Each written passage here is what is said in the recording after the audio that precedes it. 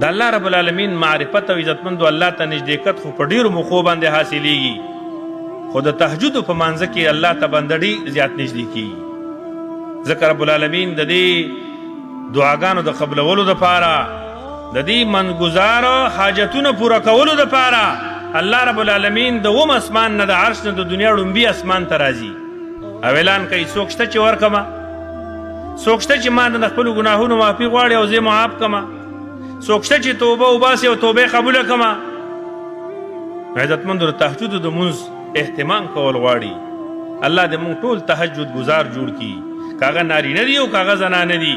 د اوس نه به دا عهد کوئ چې زما د مرګ او د ژوند پته نه لګي چې الله کله مر راولي، خو د شپې به خپل رب سره پاسم او لږه غوندې حصه به الله رب العالمین له ورکومه.